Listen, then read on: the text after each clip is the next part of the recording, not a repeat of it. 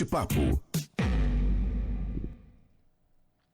Moisés, estamos recebendo aqui no estúdio a advogada doutora Cândida Aren, porque uma pauta tem sido extremamente frequente no editorial aqui do Panorama, no Papos de Mulher, na nossa emissora como um todo. Tem sido um assunto na lista dos tópicos mais acessados da última semana, desde a última semana, por conta, e usando como referência, a situação da menina de 11 anos de Santa Catarina, que violentada, grávida de 22 semanas, teve num primeiro momento o direito de aborto legal e assistido negado, ou pelo menos recebeu a orientação, a sugestão de que levasse a gestação adiante, e logo na sequência, esse caso que chocou a imprensa internacional, nós tivemos no final de semana conhecimento da jovem atriz de 20 anos, Clara Castanho, que também passou por uma situação de gestação pós-violência sexual e teve também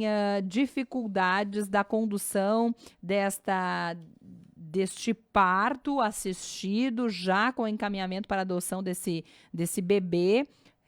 Bebê, volto a dizer aqui, bebê de uma gestação, resultado de uma violência sexual, e ontem nós falamos sobre isso no Papos de Mulher, um assunto extremamente delicado. Ela fez a publicação de uma carta aberta falando sobre como este assunto vazou de dentro de uma casa de saúde e foi parar na imprensa, a proporção que isso tomou. Para falar sobre tudo isso, e junto com isso, importante dizer que no dia de ontem nós tínhamos a informação de que em 2021, 35 mil crianças, pelo menos, foram abusadas no Brasil no ano. Os dados são referentes a ano passado, crianças de 0 a 13 anos. Então, um assunto extremamente delicado. E para falar sobre o que a legislação assegura, se tratando do aborto, nestas temáticas, e o aborto é uma pauta infinitamente polêmica, a doutora Cândida está aqui conosco hoje para mais um desafio de gerar conteúdo. Doutora, bom dia. Bom dia, Aline. Bom dia, Moisés. Bom dia, ouvintes. Sempre é um prazer estar aqui com vocês, né? E hoje é um assunto delicado, um assunto que precisa ser falado. Eu sempre digo, como é que é aquele ditado que diz água mole em pedra dura, tanto bate até que fura. Então, é um assunto que ele tem que vir à tona sempre, não só quando acontece fatos públicos, que se tornam públicos. É uma situação que é vivenciada diariamente e que as pessoas não estão preparadas. Os órgãos públicos não estão preparados, os hospitais não estão preparados, e crianças e mulheres sofrem diariamente o abuso sexual e muitas vezes com uma gravidez indesejada aí, fruto deste abuso, né? Existe quase uma súplica, né? Para que falemos mais, para que denunciemos mais, para que sejamos mais assertivos na hora de tentar conduzir um assunto tão delicado, tão difícil, que é difícil até para quem atua na área da saúde, para recepcionar primeiro, né, aquela pessoa que é abusada, que tem realmente um abuso severo. E eu estava me detendo a alguns dados e atentamente ouvi a explanação da Aline. 35 mil casos foram registrados. No Brasil, se estima que cerca de 500 mil crianças são abusadas por ano, porque a cada 100 casos, somente 7 denunciam. Isso é um dado alarmante, é algo maluco. De 100 pessoas, apenas 7 denunciam, algo que muda a vida de uma pessoa. E muda de uma forma super negativa. É muito complicado, então por isso que muita gente está perguntando, né, e está fazendo essa avaliação. Precisamos falar mais. Outro dado incrível, dos casos de abuso, 95% são de pessoas conhecidas e 65% são de familiares. Pessoas próximas. Pessoas próximas. Pessoas próximas. O que acontece assim, ó, o abortamento ele sofre um estigma muito grande, porque ele polariza opiniões a respeito. Mas o que a gente percebe nessa questão do aborto permissivo, que são casos que são permitidos em lei para o ato de abortamento, é que as pessoas não levam em conta esse histórico de abuso. tomando como base esse fato que aconteceu recentemente em Santa Catarina, o que acontece? Era uma menina de 11 anos que vinha sofrendo abuso intrafamiliar, ou seja, por um tio, e que quando chegou no hospital, ela já estava com uma gestação tardia, avançada. Mas por quê? Porque ela é uma criança, porque ela não tem conhecimento do seu corpo, porque muito provavelmente ela tinha medo de contar o que estava acontecendo. Então, quando ela chega, é porque já está avançado, porque ela não está passando bem, porque a barriga está saliente, ou por fatores, né, que apresentam, e aí ela vai parar no hospital. Teve um caso, se eu não me engano, foi no Espírito Santo, que também foi de uma menina de 10 anos que sofria abuso de um tio. Muito parecido, muito semelhante. E ela chegou no hospital porque ela não estava passando bem. E aí, no hospital, repararam que ela estava com a barriga saliente e fizeram o exame de sangue. E detectaram que ela estava grávida. E, na época, o hospital também não se recusou a fazer o aborto porque ela já estava com a gestação avançada, já tinha chegado a 22 semanas. E aí, o Ministério Público, o órgão, né, fez o pedido de abortamento, o juizado... O judiciário aprovou e o hospital se negou, dizendo que não tinha condições de fazer o abortamento. E aí ela teve que ir para outra instituição, para outro estado, para conseguir fazer. Então, é toda uma rede, uma fragilidade desta rede de apoio, de um direito que a mulher e uma criança têm, que não está sendo amparada, ela não está sendo amparada, essa rede não existe. Por quê? Por causa desse estigma do abortamento, por causa dessas questões éticas, religiosas, políticas. Então, muitas vezes, ela é negada nesse seu direito por questões outras, sociais. Só que ninguém leva em consideração esse histórico. Quantos anos de abuso, quanta situação vivenciada, sem conhecimento do corpo, sem conhecimento de educação sexual. Então, chega no final, essa gestação, ela é a ponta de um iceberg. Todo o resto vem atrás. Então, quando eu vejo como mais uma violência, quando ela não consegue tirar este bebê, quando ela não consegue fazer este aborto, eu entendo que ela sofre mais uma violência, tanto da sociedade, como da polícia, como da justiça, como do Estado. Quando ela deveria receber o apoio, quando ela deveria estar amparada numa rede, ela é negada, ela é violentada mais uma vez. E, doutora, legalmente, quando a gente está falando desse aborto, legalmente, ele é assegurado, né? Então, também, eu vou lhe perguntar, em que momento, quais são os tópicos em que a legislação brasileira assegura o aborto para a menina, para a violentada, nesse caso aqui a gente está usando como referência, mas para meninas e para mulheres, e também lhe perguntar se existe alguma punição para essa rede quando ela é falha. Vou citar o exemplo de novo de Santa Catarina. Quando o hospital não faz a acolhida correta, ou no exemplo da atriz Clara Castanho, quando essa informação vaza de dentro de um órgão de saúde, existe uma legislação que possa punir essa falha desta rede que nós mencionamos? O que vai acontecer? Se o hospital não cumprir uma determinação judicial, ele vai sofrer uma punição por descumprimento de ordem, né? Ou então ele vai justificar que ele não tinha condições de praticar aquela situação, de praticar aquele ato de abortamento.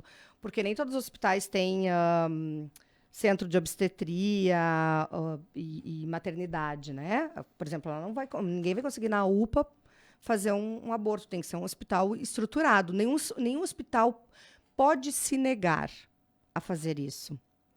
Existe uma situação que se chama de objeção de consciência. Por exemplo, antes disso, eu acho que tem que ficar claro que a lei ela permite o abortamento, o aborto, em casos de estupro, gravidez oriundas de estupro, e com o consentimento da mulher ou do seu representante legal, quando menor. Tá? Não faz menção à idade gestacional para este abortamento. Não faz. Não faz menção. E não faz menção de que há necessidade de registro de boletim de ocorrência ou denúncia. Né? A pessoa pode ficar sem fazer essa denúncia, ela não tem a necessidade de denunciar ou fazer o boletim de ocorrência ou dizer quem foi o estuprador. Ela simplesmente vai lá, vai passar por todo uma equipe multiprofissional de atendimento para ser esclarecida dos seus direitos e das implicações que um aborto pode trazer, ou se ela quiser fazer uma adoção, enfim. E a possibilidade ética do médico individual dizer que ele tem objeções de consciência, ou seja, por questões de valores pessoais, ele se negar. Mas a instituição tem que ter o amparo de, então, um outro profissional que faça isso. Não pode haver uma coletividade institucional de objeção de consciência.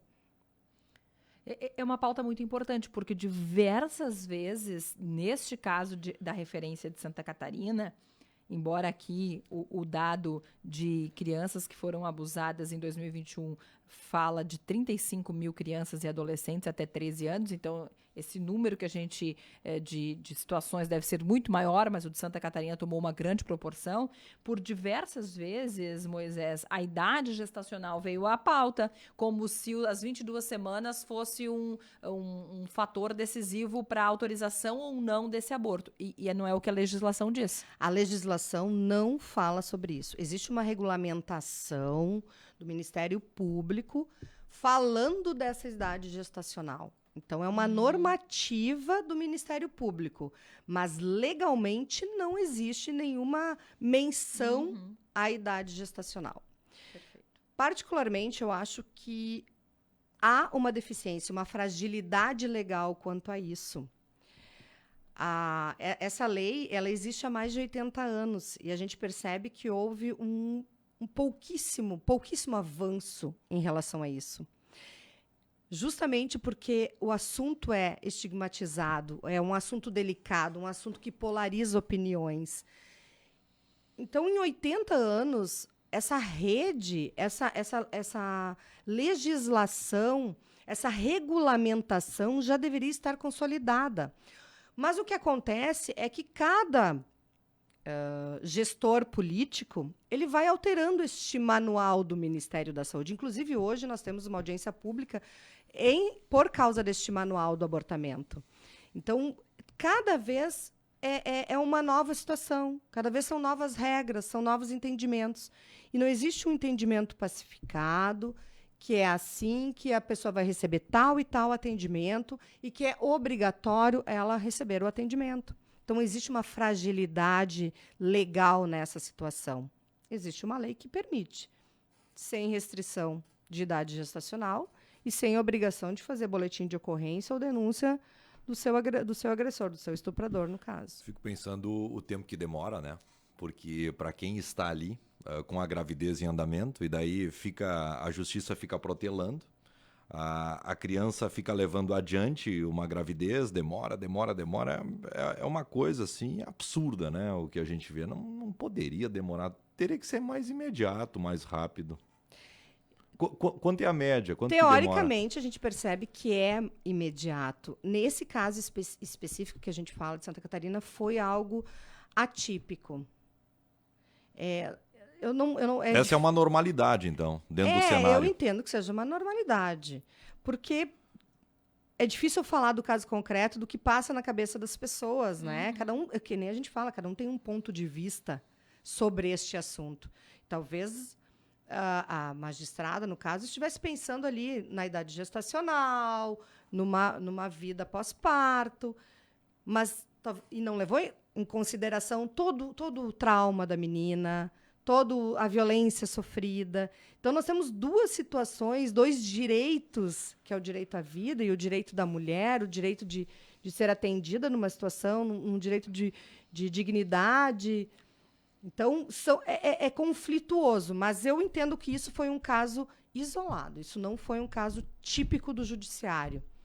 A prestação do judiciário, nesse caso, eu entendo que ela seja mais ágil. Olha, hoje a nossa pauta aqui acaba falando muito sobre o aborto legal, né? Em que momento a lei assegura o aborto para essa mulher ou para esta menina. usando como referência essa situação. Mas dentro desse levantamento, acho importante a gente trazer esse tópico, Moisés, ali dentro deste levantamento feito, divulgado ontem pelo Fórum Brasileiro de Segurança Pública, que mostra 35.735 crianças e adolescentes de 0 a 12 anos estupradas no Brasil no ano passado, uma maioria, 85,5%, são meninas. 14,5% são meninos. Então, é uma fatia menor, mas aqui a gente também precisa fazer esta observação. E sobre os teus dados antes, Moisés, ali, os crimes, 40% desses crimes foram cometidos por pais ou padrastos, o que deve... E daí depois vem primos, irmãos, tios e avós. Então, imagino que essa relação familiar faz com que a demora, né? A demora por orientação, a demora pela denúncia, a demora pelo pedido de ajuda, né? Para bater em uma das portas desta rede, talvez fique mais difícil por conta dessa relação tão próxima com esse perfil de abusador, né, doutora? Certamente, certamente. E isso são dados oficiais, né? Fora os dados não oficiais, que são, eu acredito que seja muitas vezes mais. Quando chega nesse nível, a gente tem conhecimento que a escola é um canal muito... A rede pública, social, e a escola, ela é um canal muito grande de percepção da agressão, da violência que a criança sofre, porque é onde ela consegue externalizar de diversas maneiras, baixo rendimento escolar, agressividade, através de trabalhos lúdicos. Então, vários são. E a rede pública, principalmente, ela encaminha isso com uma... Ela tem de fato, é uma rede, entende? Ela tem um encaminhamento bem legal, bem consistente para detectar isso. Mas, sim, na sua grande maioria, a criança é descredibilizada, não se acredita se ela vai contar para a mãe ou para o pai, a pessoa não acredita, né? Vai dizer, capaz, tá inventando isso, né? De onde tu tirou isso? É impossível. Esse cara é tão bom. Esse cara é tão bom. Então, não existe classe social, não existe cor, não existe nada. Qualquer um pode ser.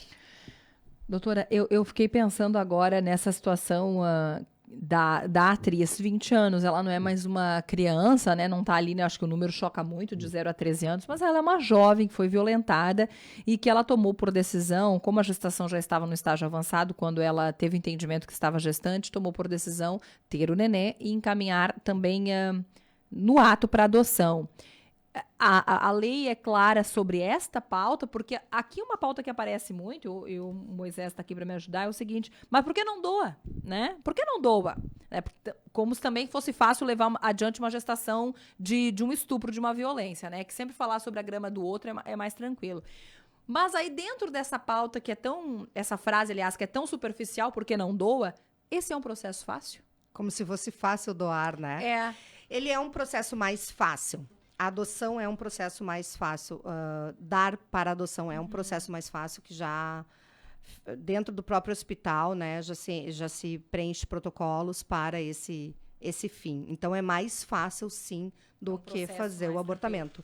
Mas tem que ficar claro que a mulher, no momento, a mulher ou a criança, no momento que está numa situação dessa e busca o apoio numa instituição de saúde, ela tem que ser esclarecida de quais as opções que ela tem com relação a isso que ela está vivenciando, com essa gravidez fruto de um estupro. Se ela quer fazer a interrupção, se ela quer continuar com a gestação, se ela quer ficar com o bebê ou se ela quer colocar ele para adoção.